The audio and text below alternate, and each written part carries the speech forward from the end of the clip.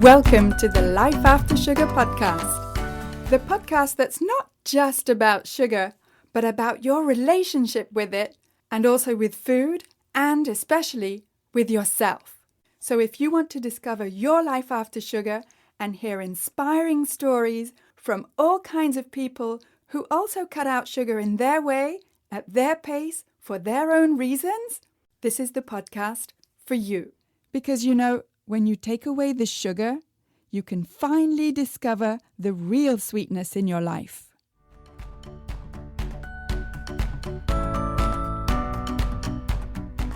I'm your host, Netta Gorman, and in this week's episode, I'm answering a question that I get pretty often from listeners about flour. Because most people get why we need to cut down sugar, but why flour? What is it about flour that seems to be problematic for some people? And why did I, Netta, decide to cut flour and pretty much all types of grains? Especially as many studies show that whole grains are good for you. So I'll be answering that listener question in just a minute. But first, I just wanted to tell you that if you're looking for some free resources about how to get rid of cravings, then I have plenty for you. First, download my 5 tips to get rid of cravings. And those 5 tips may not be what you think they are. So go to aftersugarclub.com and download your 5 tips today. And come check out the Life After Sugar Facebook page and subscribe to the Life After Sugar YouTube channel, as well as my Instagram account at My Life After Sugar, which is where you'll get all kinds of inspiration so that you can see that it's perfectly possible to live a happy and active life, even if you don't eat sugar. You can also check out my TikTok account at Netta_lifeaftersugar. Okay, so I'm answering a listener question about flour. And more specifically, the question I hear the most often is, what's wrong with flour? So I want to start there by saying there's nothing wrong with flour. In fact, there's actually, in my opinion, nothing wrong with sugar. It's just that for some of us, once we start putting sugar and flour into our bodies, something happens to our behaviour, to our brain, and to our blood sugar levels, and we get overtaken by this desire to eat more and more and more. And so I would argue that the problem isn't with the actual substance as much as it is with how we relate to the substance.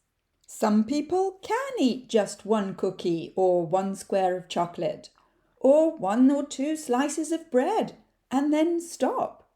But many of us can't. Not through some personal failing or moral weakness or anything. Our brains are just wired that way, where we just can't stop. And for people like us, and I include myself, both sugar and flour have this effect. And, well, speaking for myself, I don't want to have that type of relationship with foods that make me behave that way. I don't want to be that Netta who just can't stop. And that's why I often say that for me, and for probably hundreds of thousands of others just like me, 0 is freedom. And so flour, like sugar, outside of the body, they're fine. There's nothing wrong with them. And it's not the actual substance or food that's the problem, in my humble opinion. It's what it does, not just inside of your body, but also to your behaviour. And yes, we are all different, and we don't all react the same way with the same foods or the same triggers. And again, not everybody behaves in the same way with products that contain sugar and or flour. We're not all the same we don't behave in the same way and we don't have the same type of relationship with sugar and flour because we're all different. And it's really difficult to understand someone else's issue when you don't experience that issue yourself. So, what I want to talk about in this episode is how it feels for someone like me who has real difficulty moderating products or foods that are made with flour, whatever the source of the flour, wheat or anything else. So, if you're listening to this podcast, then you're probably aware that I'm pretty public about not eating sugar. And in general, that's socially acceptable, maybe looked on as being a little bit strange or marginal, but in general, people kind of respect how I eat. But then, when they learn that I also don't eat flour, well, then the questions and the judgment come. Are you gluten intolerant? Are you celiac? But look, it's not even made with wheat flour. This is rice flour, or almond flour, or chickpea flour, or whatever. What's wrong with whole grains? They're full of fibre. But why are you cutting out flour? You don't need to lose weight. Are you keto? Are you low carb? Is this that new fad diet?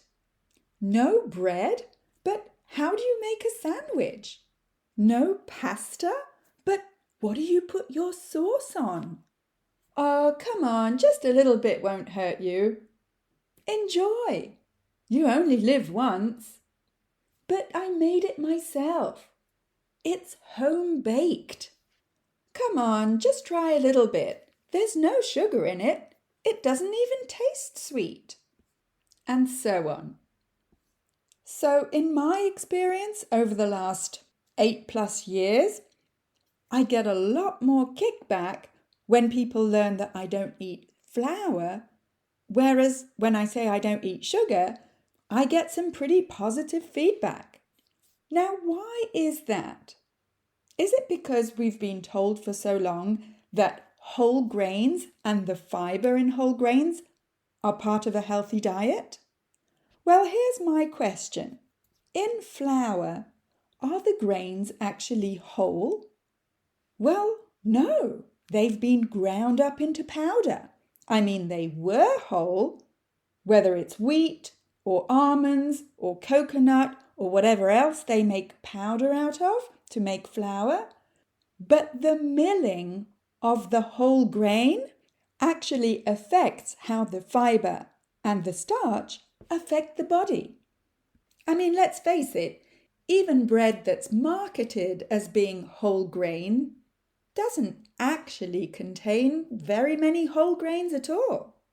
I mean, the vast majority of the grains that make up any type of bread, even lovely home-baked bread that you make with your own fair hands, is flour. And when grains are milled into powder form, the starch that's part of the whole grain is absorbed much more quickly by the body, in fact, in pretty much the same way and in pretty much the same speed as sugar. And I hate to say it, but it's very similar with the fibre in whole grains. In fact, as Dr. Robert Lustig says, most flour used in baking and other goods in the US and in Western countries is still white refined flour made from the starchy center of the wheat kernel called the endosperm. And the germ, which contains the nucleic acids, the polyphenols, the flavonoids, the vitamins, the antioxidants, and other micronutrients, as well as the fibrous outer layer, the bran, which contains soluble and insoluble fibre, are removed. So although whole grain flour is a slightly better option nutritionally, Dr. Lustig says that the way that products are made on an industrial scale today, by separating out the three components of the whole grain, the bran, the germ, and the endosperm, using industrial roller mills and then putting back all the constituents of the grain together again, and then making them into products, means that even though the flour contains the constituent parts in the same proportions as in the original intact grain, the flour won't be metabolized in the same way as the whole grain. And where a glycemic response and an insulin response is concerned, flour, in other words, pulverized grains, are metabolized completely differently from whole grains, and pulverized fiber loses its capacity to slow down the absorption of the starch in the grains, and starch is a type of sugar.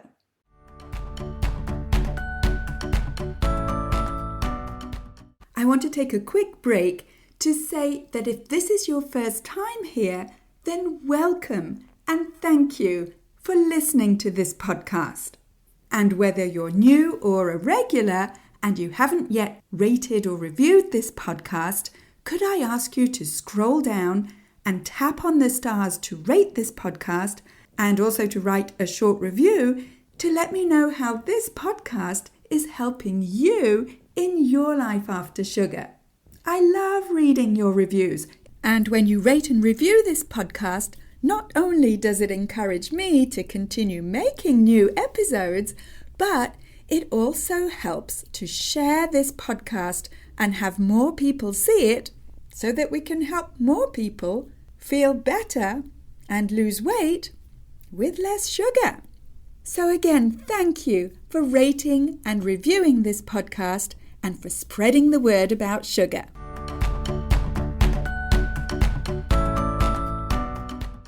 Bottom line, when the packaging or the marketing says whole grains, well, both Dr. Lustig and I say that it's not actually whole or intact at all. And Dr. Lustig also says that a lot of our food, industrial food especially, has been stripped of its fibre, which means that the good bacteria in our guts, which would normally feed on fibre, can't anymore.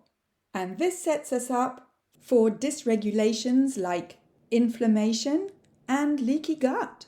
In fact, I came across a very interesting explanation of why flour affects the body so differently from whole grains in Dr. Susan Peirce Thompson's book, Bright Line Eating. She explains that where sugar and flour are concerned, once they're ground up, your brain reacts to them like it would if they were a drug. That sounds pretty shocking. And as I said at the beginning of this episode, this may not happen to you. Your brain may not react that way because not everyone's brain does, because we don't all react in the same way. But what I find fascinating is when Dr. Susan Peirce Thompson says this. She says, picture fine white powder like flour or crystals like sugar. And yeah, it does sound like we're talking about drugs, doesn't it? And Susan Peirce Thompson is a professor of brain and cognitive sciences who's been studying the field of food addiction and especially sugar and flour all her career. And by the way, she was my guest on episode 125 of the Life After Sugar podcast. In her book, Dr. Thompson explains that in powder form, the surface area of each particle, in this case each grain, is exponentially increased. She quotes Dr. Alan Christensen, a top naturopathic physician, who makes a great analogy about the speed of sugar or flour absorption. Imagine that you have a block of ice on some hot asphalt. Well, that block of ice will take hours to melt. And that's pretty much like a whole grain, with the fibre intact. It takes much longer for the body to digest and metabolize the starch or the sugar in the whole grain, and the intact fiber will slow that whole process down even more. And that's good. That's what we want to happen, for the starch and the sugars to be metabolized slowly. Whereas if you take that block of ice and shave it into like snow cone shavings and then put it on the hot asphalt, it will melt on contact. And that's what Dr. Christensen explains for when any kind of plant is ground down into flour, for example. Because then, he says, the digestive enzymes can have a field day with it. He says that whether that plant is sugarcane or sugar beet or an ear of corn or wheat, its powdered form means it's absorbed much faster in the body, leading to a faster spike in blood sugar. And he's not the only one who says that that blood sugar spike is not a good thing. Why? Well, the glucose goddess, whose real name is Jessie Anchospe, explains that whether you have type 1 diabetes, type 2 diabetes, insulin resistance, pre-diabetes, or none of the above, learning about your glucose levels and how to reduce your glucose spikes will help you know what to do to balance your glucose levels and help reduce or eliminate cravings, constant hunger, fatigue, brain fog, hormonal and fertility issues, skin conditions, wrinkles, poor sleep, menopause symptoms, mental health symptoms, the risk of heart disease, Alzheimer's disease, fatty liver disease, and cancer, she says, because we want to keep blood sugar levels stable, not take them on a roller coaster ride. Now that we've seen how flour is metabolized or absorbed by the body in pretty much the same way as sugar, I thought it might be useful to give you a list of foods that contain flour, and more specifically, refined flour, because, as I said earlier, milling or grinding grains into flour is actually the process by which the grains are refined or processed. So here are some popular foods that contain flour. Bread, whether it's store-bought or homemade, pasta, cookies, cakes, pretzels, chips, muffins, crackers, cereal, pizza crust, pie crust, donuts, and pretty much any type of bar like snack bars or breakfast bars. And that's not counting flour or thickening agents in processed foods, especially sauces, additives like cornstarch or potato starch or tapioca starch. And that's also not counting the use of pesticides like glyphosate that's very often used for wheat. Well, what about barley and rye flour, oat flour, amaranth flour, rice flour, buckwheat flour, corn flour, or quinoa flour, or chickpea or lentil or coconut flour, or the popular almond flour? Well, again, there's nothing wrong with them, but as consumers, I think it's important for us to realize that all of these healthy whole foods, once they're ground up into flour, affect the body in pretty much the same way. In other words, with a blood glucose spike. And after the blood glucose spike comes an insulin spike. So to finish up this episode, I don't know if you've ever read the books Grain Brain by Dr. David Perlmutter or William Davis's Wheat Belly, but they definitely made an impression on me when I first read them. But it wasn't because of those books that I stopped eating grains and flour. And as far as I know, I've never been gluten intolerant, although I may have become more intolerant to processed foods that contain flour that contains gluten over the past few years. But seeing that flour, in North America at least, is in so many highly processed food products, maybe the problem isn't flour itself, but the products that contain it. And especially the prevalence of these products, which most of the time are highly processed by the foods industry, which means that they retain very, very little of the original fibre and nutritional value of whole grains. So, should you eat flour or shouldn't you eat flour? Well, you may be surprised to learn that I'm not here to tell you what you should or shouldn't eat, but I am here to help you educate yourself and make your own decisions for your own health and well-being. If you choose to eat products that contain flour and everything is hunky-dory, great. And if you choose not to eat products with flour for whatever reason, that's great too, as long as you're making your decision based on what's best for you.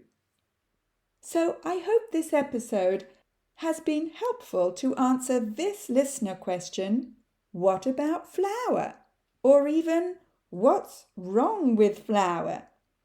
And if you want to go deeper into your relationship with sugar and flour and processed foods in general, because you know that cravings are derailing you, even if you eat pretty healthy, then there are two ways that we can work together. First, in the After Sugar Club, which is designed to give you support and accountability through our live check-in calls at a more affordable price. The After Sugar Club is always open for you. Check out the After Sugar Club private membership when you go to aftersugarclub.com, click on After Sugar Club in the top menu. And for more step-by-step guidance and customized support to help you get rid of cravings so that you can slim down and finally feel in control around food, there's my 90-day program, Freedom from Cravings Formula, which opens a few times a year.